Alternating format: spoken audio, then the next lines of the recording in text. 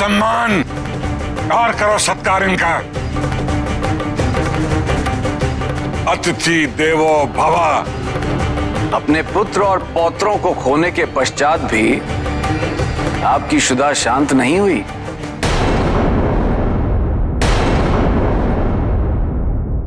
यदि आपकी जगह कोई मनुष्य या कोई देवता होता तो सब कुछ त्याग के चला गया होता,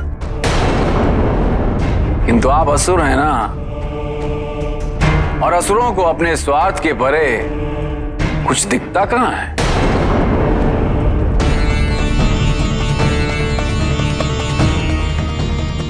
और आपकी भूल के कारण ही अमृत समुद्र में गिर गया था। इसीलिए समुद्र मंथन कर अमृत निकालने के लिए आपको देवताओं की सहायता करनी होगी। किंतु ज्ञात रहे, चूंकि आपके और मेरे युद्ध के परिणाम के पूर्व ही अमृत समुद्र में गिर गया था, इसीलिए समुद्र मंथन के पश्चात प्राप्त हुए अमृत पर भी केवल देवताओं का ही अधिकार होगा। सिर्फ हमारा अधिकार होगा। राजा बलि के द्वार पर जो भी आया है कुछ न कुछ पाकर ही गया है, किंतु आप तो अतिथि के वेश में मेरा अपमान करने आए हैं, सहायता मांगने नहीं। ये आपसे किसने कह दिया कि मैं आपसे सहायता मांगने आया? मैं तो यहां पे असुरों को देवताओं की सेवा करने का अवसर देने आया। देवराज इंद्र, आप मुझे आतिथ्य की मर्यादा का उल्लंघन करने पर विवश कर रहे हैं।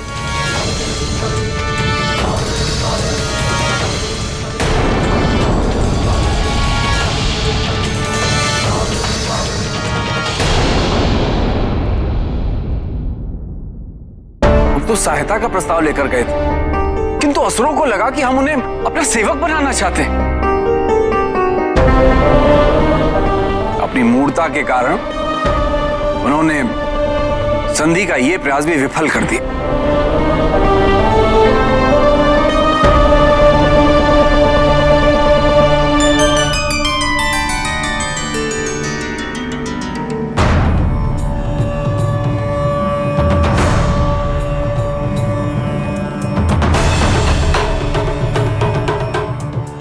देवराज, यदि प्रस्ताव ढंग से रखा होता तो विफल ना होते। देखिए, महादेव ने आमंत्रित किया और राजा बलि उपस्थित हैं। त्रिदेव को एक साथ पाकर मैं धन्य हो गया।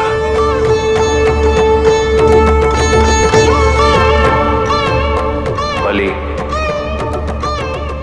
अमृत के अभाव में यह संसार अनर्थकारी सिद्ध होगा। हमें समुद्र मंथन की प्रक्रिया शीघ्र ही आरंभ करनी।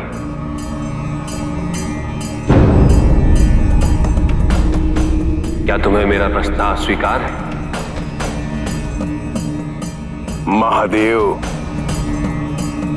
नारायण और ब्रह्मदेव की सहायता करना मेरा सौभाग्य है।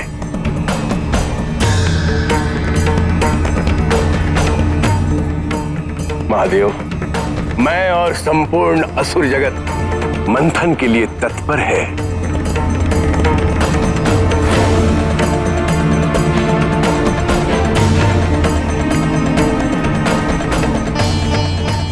और हम सभी देवता भी इस मंथन के लिए तत्पर हैं।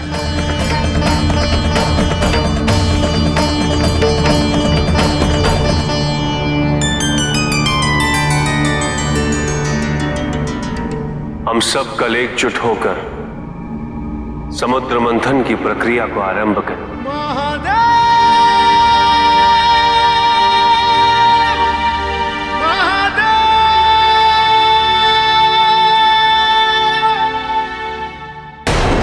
मूर्ख है बलि, मूर्ख।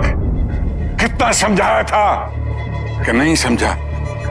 होने दो मंथन, होने दो। सभी को समझ आ जाएगा देवतागण असुरों के साथ अन्याय करेंगे। अन्याय।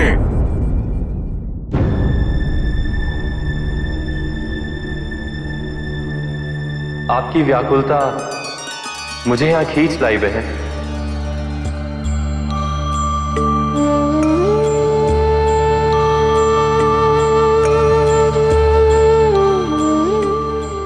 क्या हमारी व्याकुलता का कारण पर्याप्त नहीं है, उचित नहीं है? आपने तो हमें बहन माना है, आप तो हमारी व्याकुलता समझिए।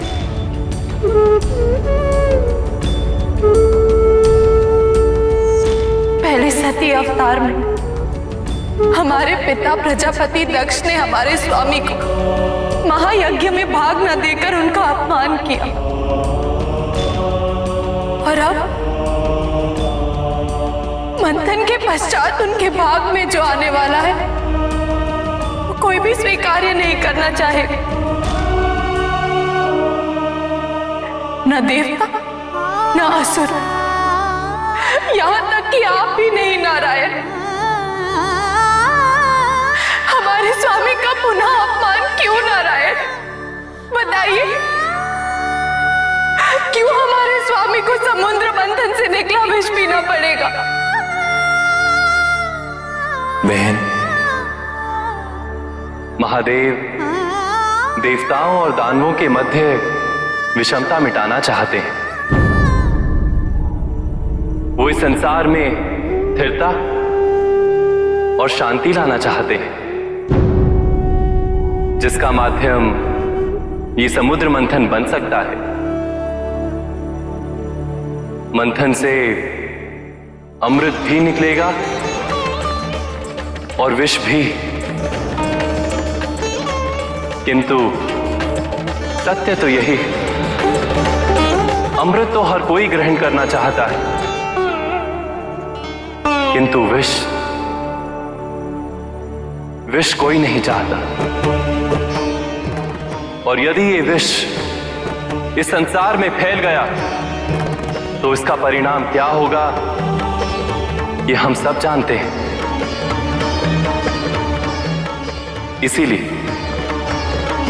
महादेव इस संसार को अमृत दान और विष से रक्षा करने हेतु इस विष को ग्रहण करने वाले हैं।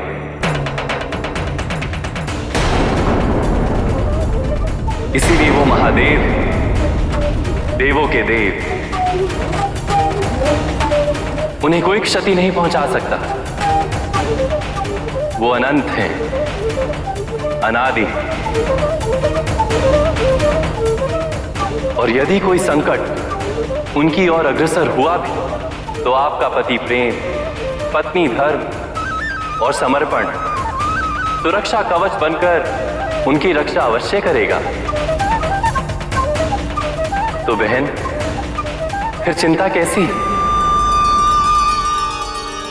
जब विष पीने का समय आएगा तो आपको इस तथ्य की अनुभूति स्वयं हो जाएगी। आपको ज्ञात हो जाएगा कि महादेव की रक्षा हेतु आपको करना क्या है।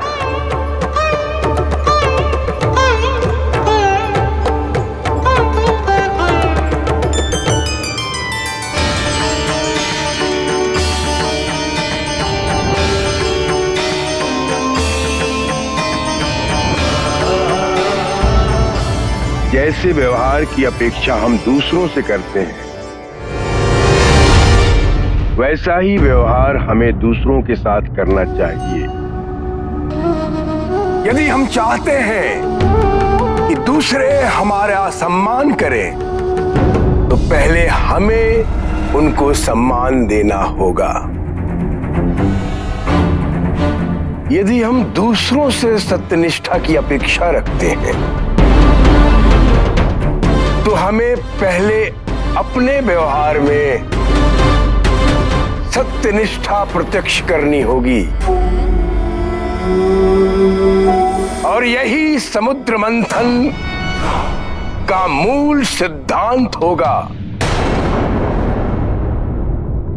यदि हम चाहते हैं कि समुद्र मंथन हमारे लिए हितकारी हो, तो हमें प्रयास करना होगा कि ये समुद्र मंथन देवताओं के लिए भी उतना ही लाभकारी सिद्ध हो।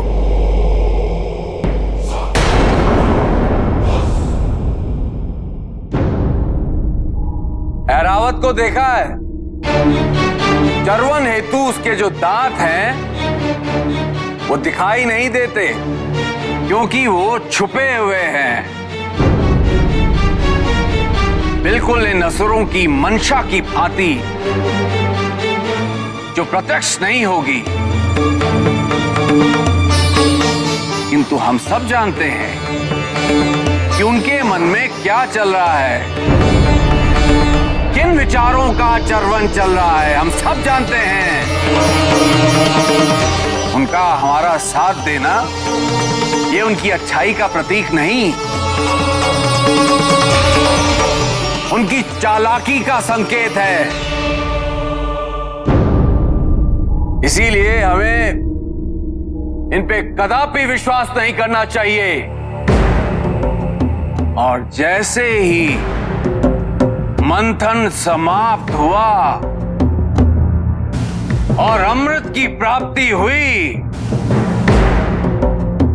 हम उसे छीन लेंगे, क्योंकि हम देवता हैं और अमृत केवल देवताओं के लिए होता है। उनके हाथ कुछ भी नहीं लगने देंगे, कुछ भी नहीं।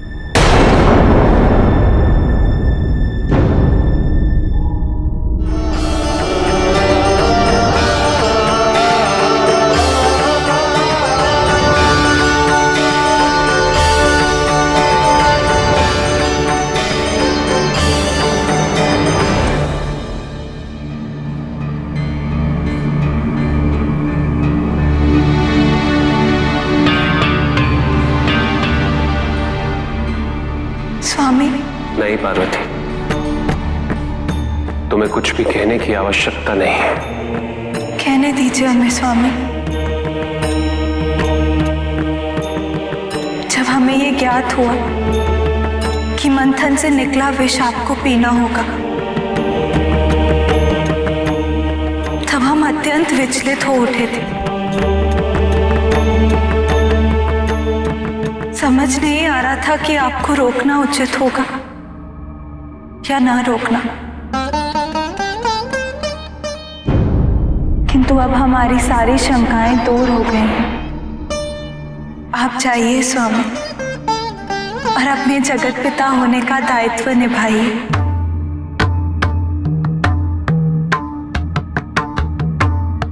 हम आपके साथ हैं।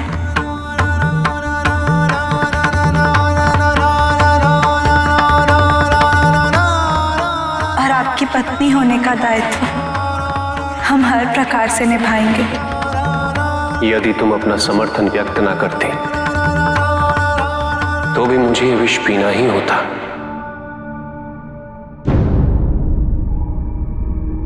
किंतु मात्र तुम्हारे कह देने से कि तुम मेरे साथ इस एक समुद्र मंथन तो क्या, मैं सहस्त्र समुद्र मंथन का विष पीने के लिए तैयार हूं।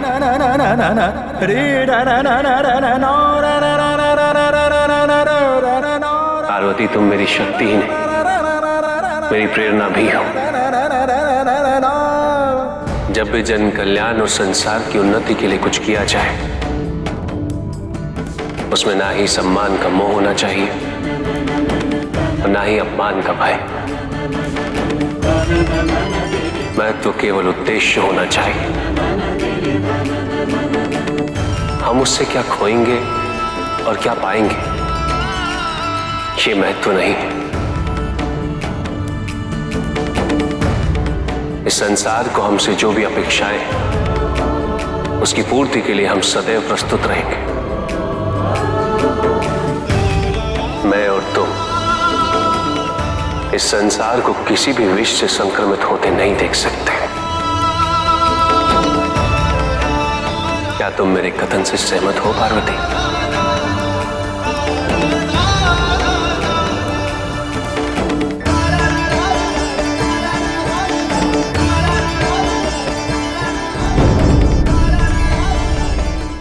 देवताओं और असुरों का इतिहास सदैव अविश्वास से परिपूर्ण रहा है। अपने अपने वर्चस्व हेतु निरंतर इनमें युद्ध चलता रहा है। ऐसे दो विरोधी अब एक साथ एक दूसरे के सहयोगी बन रहे हैं एक उद्देश्य के लिए, किंतु ऐसे संवेदनशील वातावरण में अहंकार का उत्पन्न होना संभव है। यदि एक पक्ष में अहंकार उत्पन्न होता है तो दूसरा पक्ष अछूता नहीं रहता। हमें अपने अपने अहंकार पर नियंत्रण रखना है। हमें अहम भाव से बचना है। और यदि देवताओं में अहंकार जागा तो उस पर भी हमारी कोई प्रतिक्रिया नहीं होनी चाहिए। हमें यह नहीं भूलना है कि महादेव ने हम पर विश्वास किया है।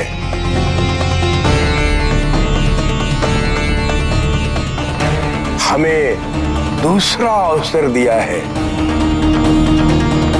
और इस बार हम असुरों का जो अधिकार है हम उसे प्राप्त करेंगे।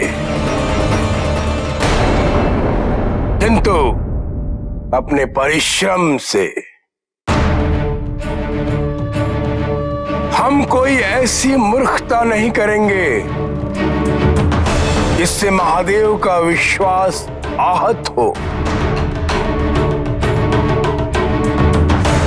स्मरण रहे, यही एक अवसर है जब संपूर्ण असुर जाति के विरुद्ध फैली धारणा को हम मिटा सकते हैं।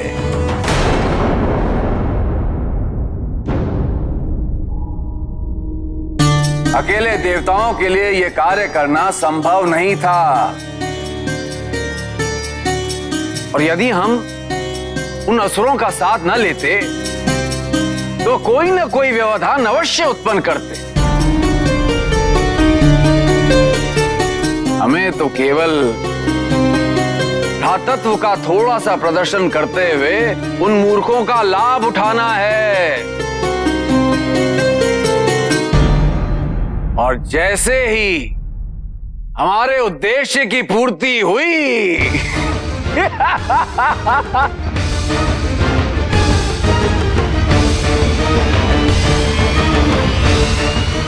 मुनिवर, आज आप कुछ कहेंगे नहीं? कहिए ना, आपका मौन अब अच्छा नहीं लगता। नारायण नारायण। देवराज, इससे पूर्व आपने कभी मेरे कथन पर ध्यान नहीं दिया, किंतु आज मेरा कथन ध्यान से सुन लीजिए। अहंकार जिसका स्वामी होता है उसका पतन निश्चित होता है और अहंकार को जो अपना दास बना ले उसके उत्थान में कभी कोई बाधा नहीं आती।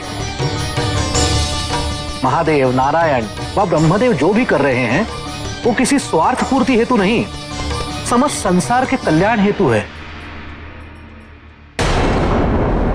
इसीलिए त्रिमूर्ति द्वारा निर्धारित नियमों का अनुसरण करें तो आपके लिए अच्छा होगा।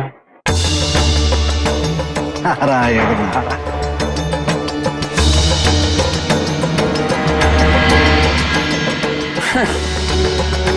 ये मुनिवर भी ना इन्हें ज्ञान का मोती बांटने में बड़ा आनंद आता है।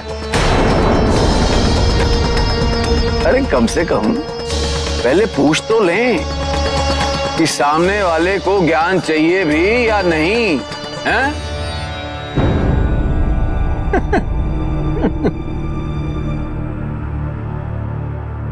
देवराज, हाँ प्रस्थान का समय हो गया है। हाँ, समय हो गया है।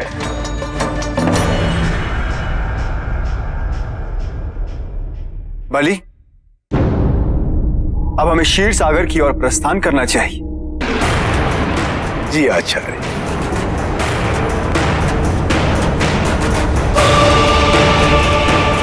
महाराज, आप हमारे साथ नहीं आएंगे?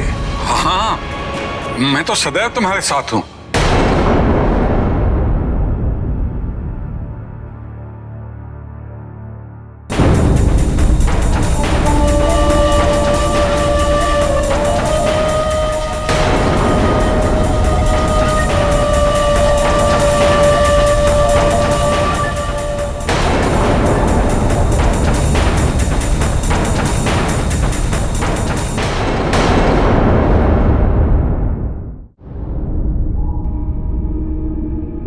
प्रभु, आपकी जीवन शैली, आपके दर्शन शास्त्र का अनुसरण करना ही हमारा व्यक्तित्व है। आपको भस्म प्रिय है तो भस्म हमें भी प्रिय हो गई। आपने स्मशान में वास किया तो स्मशान हमारे लिए निवास बन गया।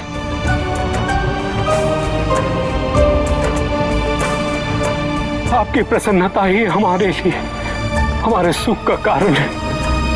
यदि कभी आप हमसे रुष्ट हो जाते हैं तो ऐसा प्रतीत होता है प्रभु जैसे हमारा जीवन निरर्थक हो गया है। आपसे ही हमारा जीवन परिभाषित हुआ है प्रभु।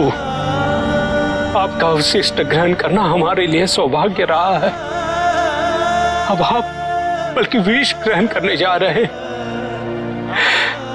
तो हमसे भेदभाव क्यों प्रभु? क्यों हमें विष का अवशिष्ट ग्रहण करने से वंचित रख रहे हैं? बताइए प्रभु।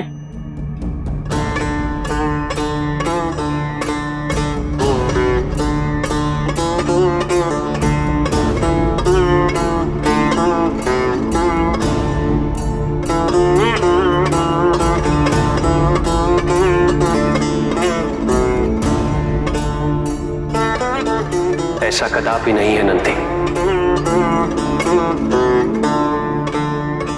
मैं कोई भेदभाव नहीं कर रहा हूं। इस बार भी तुम सबको अवशिष्ट अवश्य प्राप्त होगा।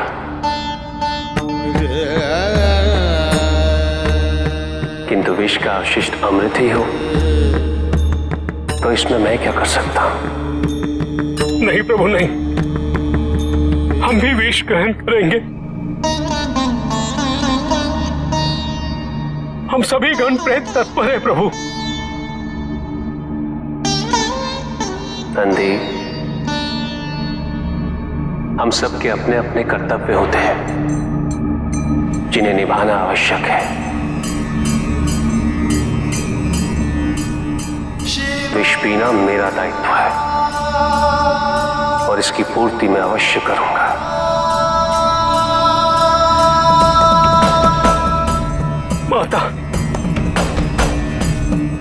माता आप ही कहिए ना प्रभु से कि नंदी,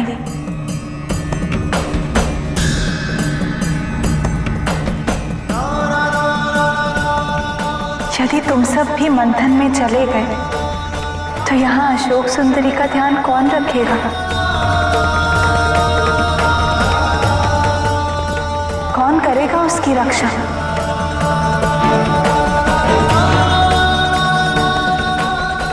हमारी अनुपस्थिति में तुम सबका यहाँ होना अनिवार्य है। यही तुम्हारा कर्तव्य है। ठीक है माता, हम अशोक सुंदरी का ध्यान रखेंगे, अवश्य रखेंगे।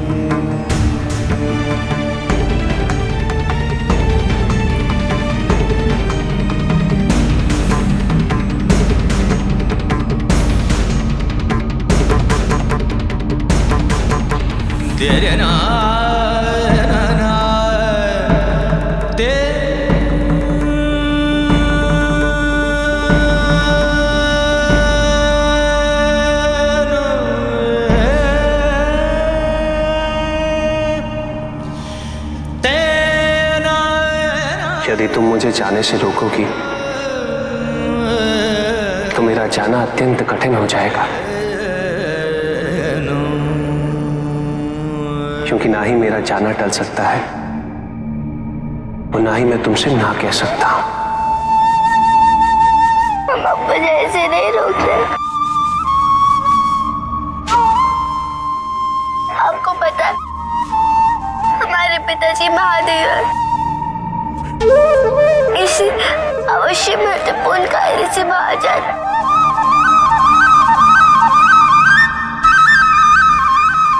आप जा सकते, किंतु हमें एक वचन देकर।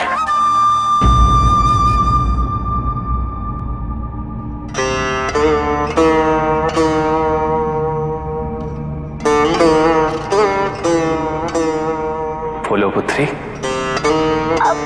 आप अपना कार्य समाप्त करके शीघ्र हमारे पास लौट आएंगे।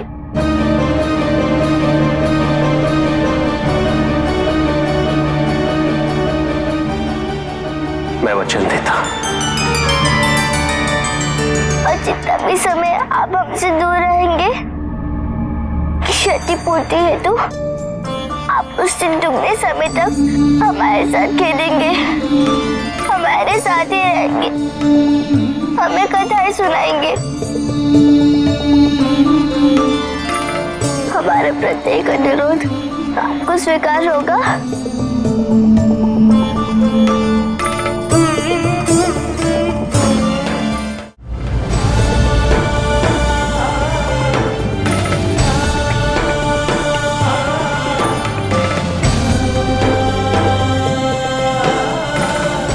धन्य हूं मैं,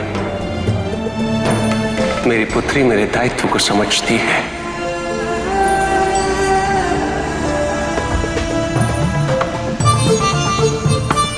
स्मरण रही पुत्री, जितनी शीघ्रता तुम्हें मुझसे मिलने की होगी,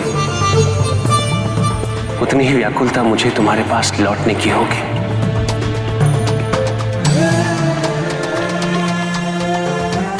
मैं अवश्य लौटूंगा और उसके पश्चात तुम्हें कथाएं भी सुनाऊंगा, तुम्हारे साथ खेलूंगा। तुम्हारा प्रत्येक अनुरोध स्वीकार होगा मुझे। मैं वचन देता हूं।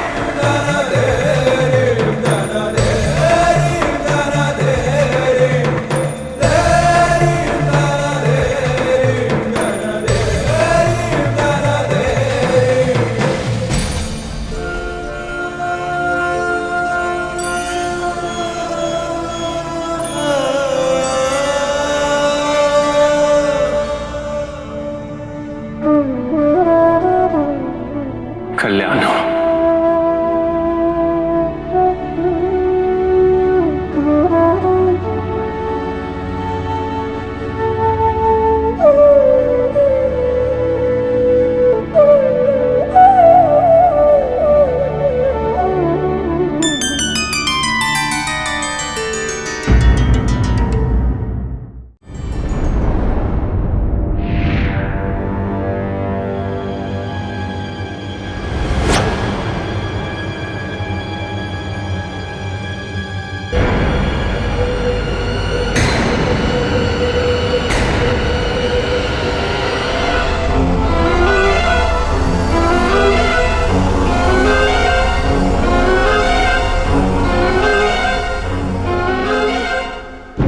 ये दिन अविस्मरणीय हो जाएगा, न केवल इसलिए कि आज के दिन अमृत मंथन से अमृत की पुनः प्राप्ति होगी, अपितु इसलिए भी कि इस मंथन की प्रक्रिया से भाइयों के संबंधों में फैला हुआ विष मत के पृथक हो जाएगा और इसका संपूर्ण श्रेय महादेव को जाता है। सृष्टि के कल्याण हेतु महादेव सदैव प्रयासरत रहते हैं। निसंदेह हम महादेव के सदैव आभारी रहेंगे, निसंदेह। किंतु मुझे दुख इस बात का है कि इतने कल्पों तक जिस प्रकार हमने अपनी शत्रुता निभाई, क्यों हमने उसी प्रबलता से भ्रातृ प्रेम का पोषण नहीं किया? क्या इससे किसी का लाभ हुआ? नहीं। अब आप लोग ये मत कहिएगा इसमें केवल दोष असुरों का था। नहीं, इसमें दोष हमारा भी है, मेरी मूर्खता का भी था। ये बहुत बड़ी भूल हुई है हमसे, बहुत बड़ी। किंतु अब नहीं, अब और नहीं भ्राता बलि, अब और नहीं। नारायण नारायण। असुरों का प्रणाम स्वीकार करें देवर्षि।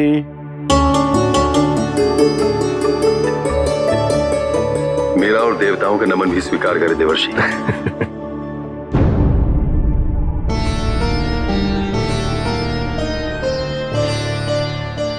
ये दृश्य देखकर आश्चर्य भी हो रहा है और प्रसन्नता भी।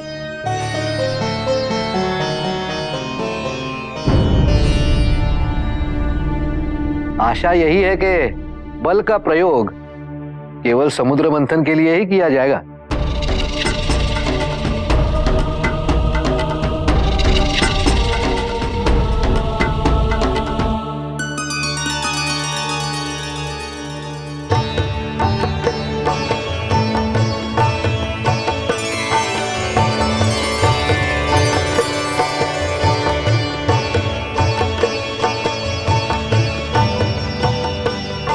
जो आज तक कभी संभव नहीं हुआ, वो आज महादेव ने कर दिया।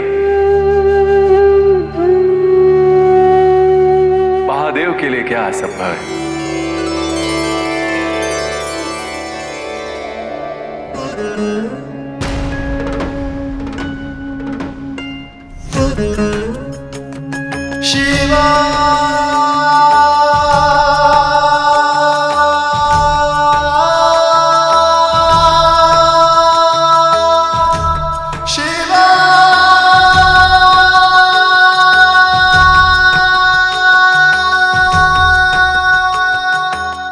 आप सबको एक साथ एक उद्देश्य की सफलता हेतु एकत्र देख मैं अत्यंत प्रसन्न हूं।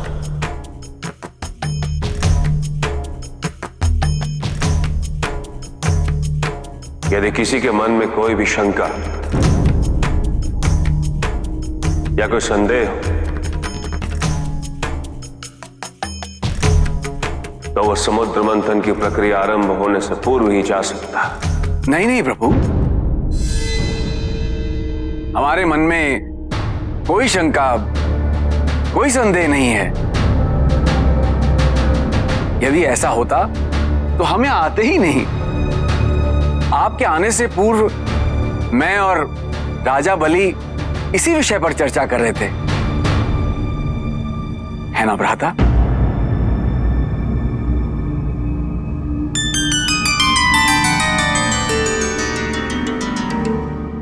जीवन का अधिकांश अंग रहस्यमय है, किंतु जीवन का एक तथ्य स्पष्ट है, स्वेच्छा, जिसका अधिकार हम सबके पास है। किसी भी परिस्थिति में हमारी प्रतिक्रिया क्या हो, हम उस परिस्थिति से क्या चुनते हैं, यह हमारा व्यक्तिगत निर्णय है। यही निर्णय किसी व्यक्ति को प्रेम, शांति, पूर्ति की ओर ले जाता है, तो किसी और व्यक्ति को उसका चुनाव घृणा, संघर्ष, शत्रुता, विवाद या विनाश की ओर। यदि हम अपनी अपेक्षाओं पर नियंत्रण पालें, किसी और के सुख से अपने सुख की तुलना ना करें, तो हम किसी भी परिस्थिति में सुखी रह सकते हैं। संसार में सबसे शक्तिशाली अस्त्र है प्रेम, धैर्य, करुणा, क्षमा। किंतु ये आज का ही सत्य नहीं, ये सत्य शाश्वत है। जब कोई भी विकल्प शेष था तो अत्याचार का अंत करने के लिए युद्ध स्वीकार्य होता है। किंतु प्रत्येक समस्या का समाधान युद्ध, षड्यंत्र या छल से निकल जाए, यह सर्वथा अनुचित है।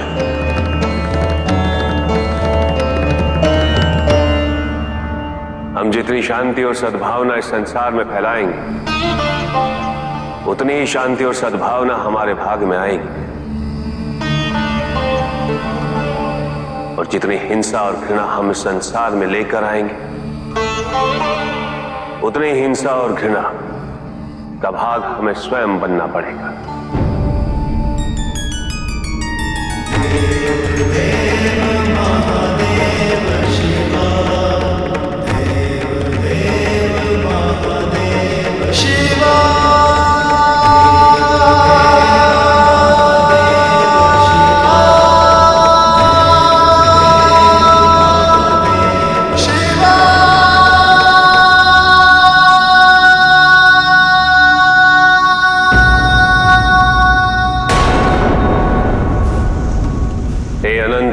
महासागर, इस संसार के सभी रत्न आप में समाये हैं, जिनके अभाव में इस जगत का उद्धार असंभव है।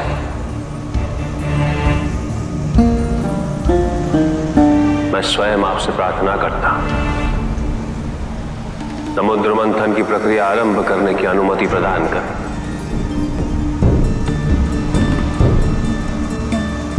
आज इस संसार को आपके संयोग की आवश्यकता है।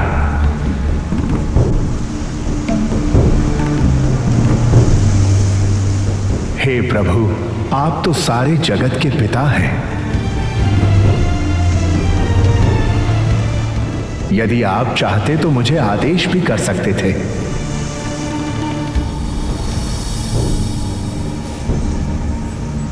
किंतु आप दयालु हैं, परोपकारी हैं, शुभचिंतक हैं।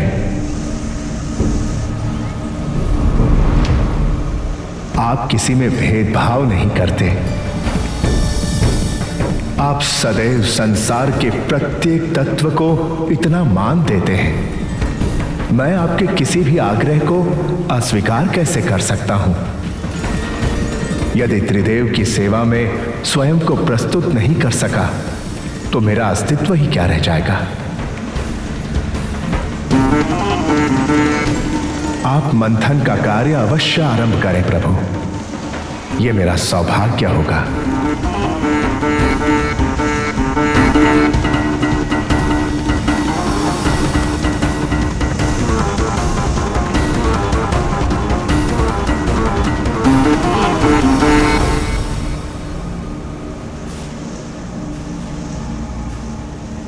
समुद्र मंथन की प्रक्रिया आरंभ करने के लिए संयुक्त बल के साथ साथ हमें एक विशाल मथानी की भी आवश्यकता है।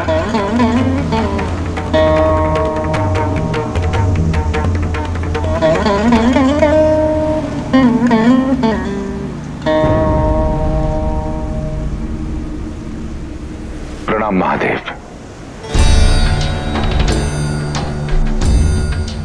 प्रणाम।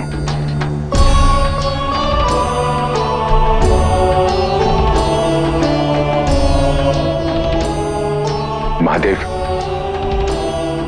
इस महान कार्य हेतु हमारा छोटा सा योगदान स्वीकार करें महादेव। मथनी के रूप में मंदार पर्वत का प्रयोग किया जा सकता है।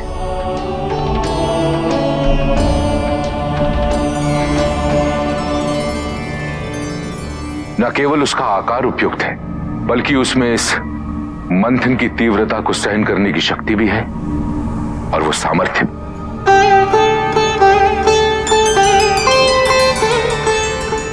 उचित। मैं स्वयं जाकर मंदार से आग्रह करता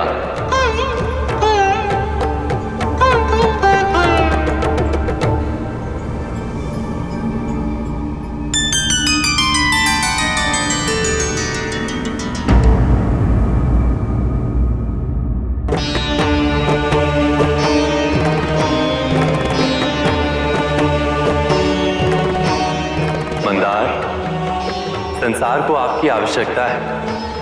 समुद्र मंथन का कार्य आपके बिना संभव नहीं होगा। हे नारायण, आपने मुझे इस महान कार्य के योग्य समझा। मैं धन्य हुआ प्रभु। किसी प्रकार से भी आपकी सेवा करना मेरा सौभाग्य है। मैं स्वयं क्षीर सागर तक चलने में असमर्थ हूं प्रभु। यदि आप मुझे वहां ले चलें तो। अवश्य मंदार।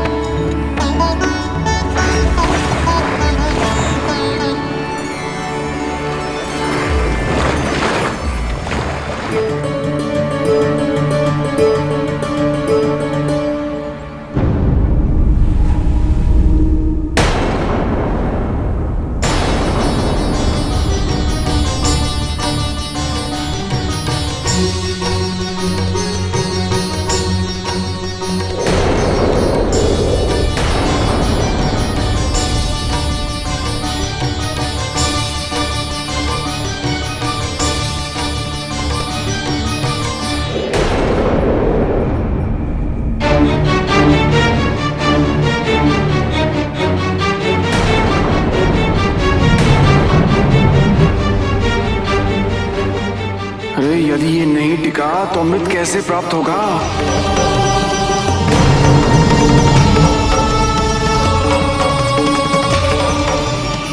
नारायण,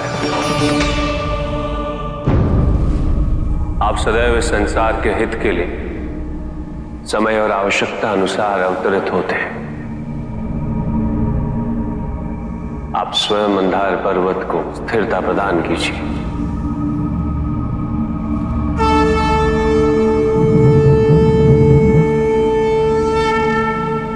हाँ नारायण, कुर्मा अवतार लेने का समय आ गया है। अवश्य।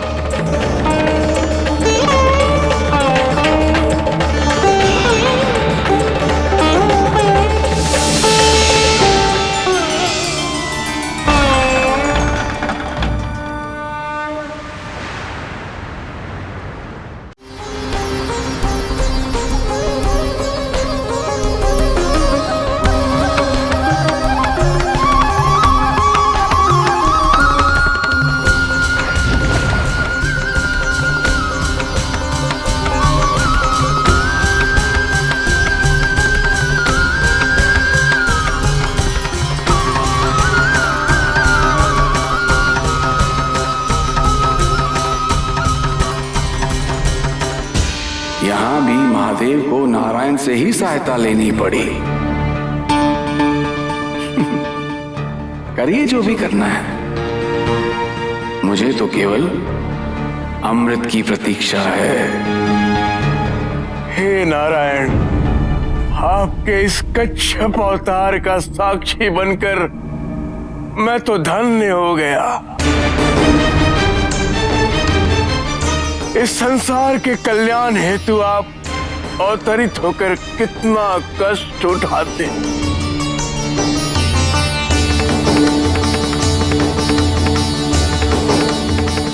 हे नारायण,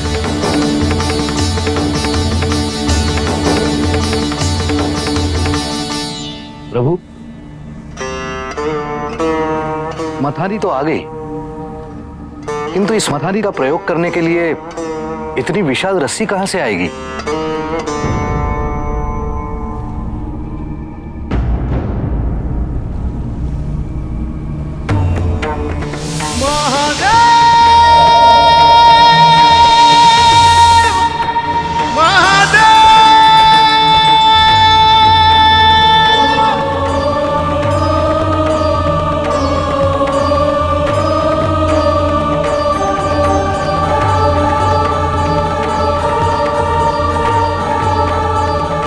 आग्रह करके मुझे लज्जित ना कीजिए प्रभु। मेरा धर्म आपकी सेवा है। मैं अवश्य ही इस महान ध्येय की पूर्ति हेतु मंदार रूपी मथानी की रस्सी बनूंगा।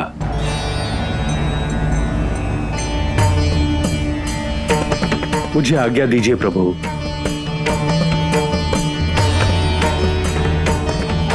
वासुकी, समस्त देवगण तथा असुर तुम्हारे सदैव आभारी रहेंगे।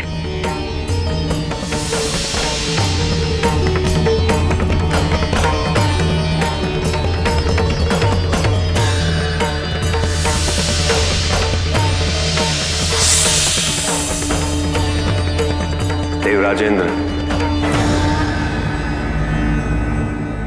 देवताओं के साथ नागराज का एक सिरा आप थाम लीजिए और राजा बलि असुरों के साथ एक सिरा आप थाम लीजिए। जी महादेव।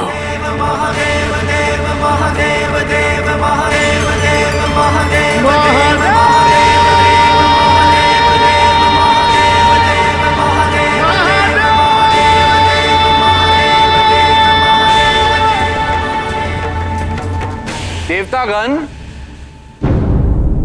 वासुकी के मुख की ओर स्थान लेंगे।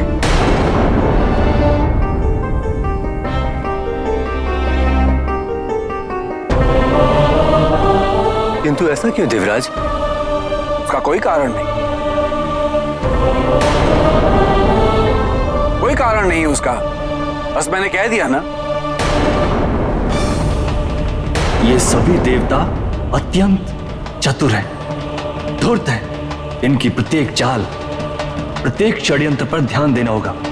जैसा जैसा वो करें वैसा ही हमें करना होगा, ताकि हम असुर देवताओं से किसी भी रूप में पीछे ना रहें।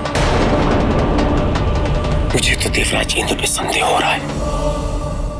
हाँ, मुझे भी ऐसा ही लगता है कि वासुकी के मुख की ओर देवताओं को कुछ न कुछ तो जरूर लाभ होगा, तभी ये सारे देवता मुख की ओर जा रहे हैं। नहीं देवराज,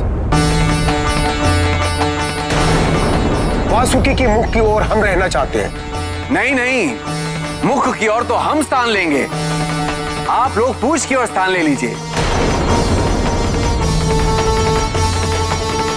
और कोई अंतर नहीं पड़ता मुख की ओर, पूछ की ओर। क्या कहा था मैंने, क्या समझाया था? यदि तुम चाहते हो कि दूसरे तुम पर विश्वास करें, तो पहले तुम्हें उन पर विश्वास करना होगा।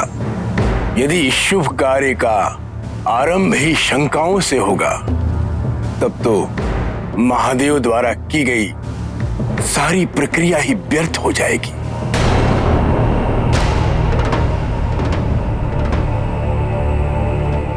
हम असुरों को ही महादेव का मान रखना है। अच्छा अच्छा, ठीक है। यदि आप लोग मुख की ओर रहना चाहते हैं, हम आप लोगों को निराश नहीं करेंगे।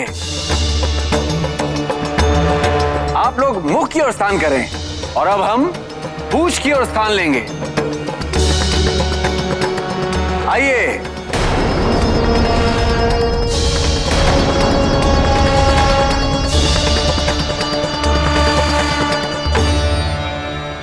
नारायण नारायण। इंद्रदेव को देवों का राजा नहीं, षड्यंत्रों का राजा कहना चाहिए।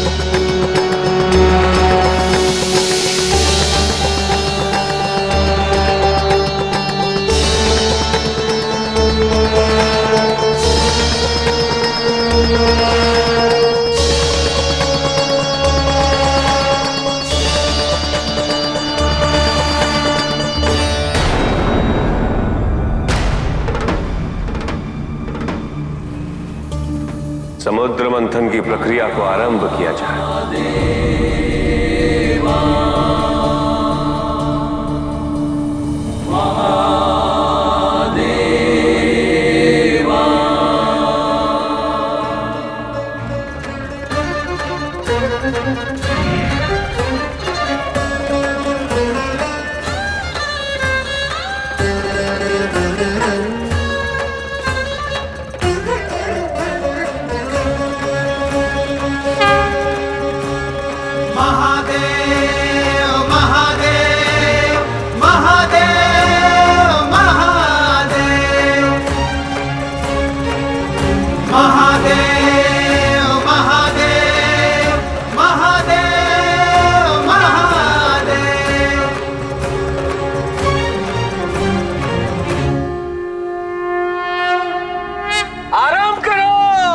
आरंभ करो।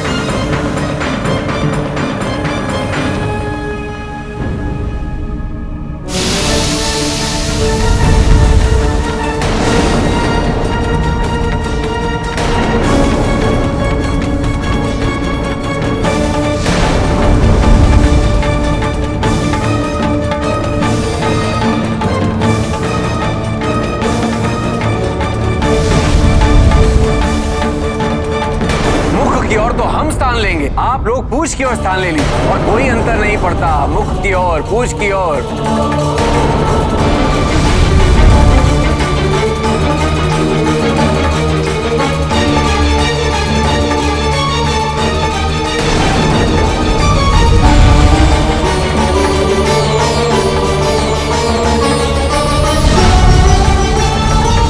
कोई बात नहीं, हम करेंगे। महादेव को दिया हुआ वचन हम पूरा करेंगे।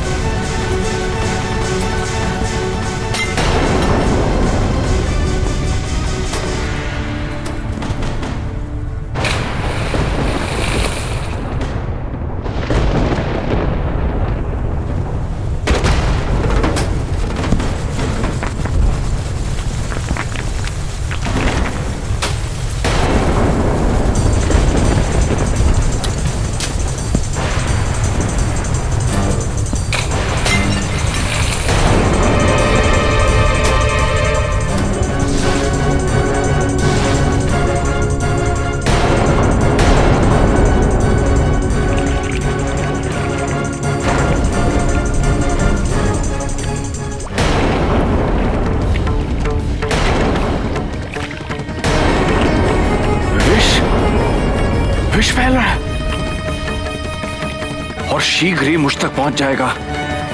अब क्या करूं मैं?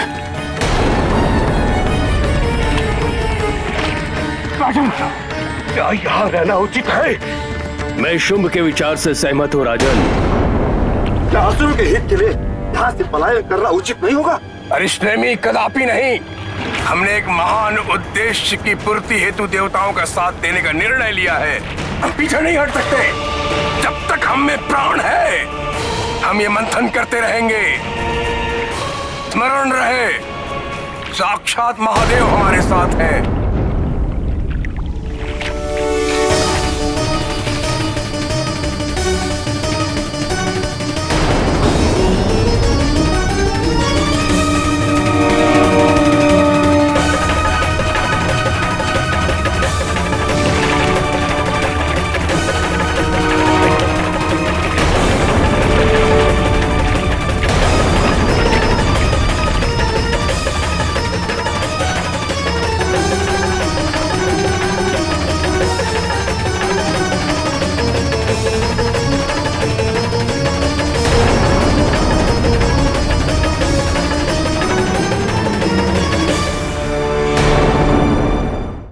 क्या करें देवराज, ये विष तो भारी मात्रा में निकलता जा रहा है। समाप्त होने की संभावना नहीं दिख रही। ये जैसे ही फैलता रहा तो सब नष्ट हो जाएगा। धैर्य रखें उम्मीदें, धैर्य रखें। ऐसा कुछ नहीं होगा। मुझे अपने से कहीं अधिक आप लोग की चिंता है। और यदि हम पलायन करते हैं तो सारा का सारा अमृत असुर हड़प कर जाएंगे। और हम ऐसा कदापि नहीं होने देंगे, कदापि नहीं। अब तो केवल महादेव ही हमारी रक्षा कर सकते हैं।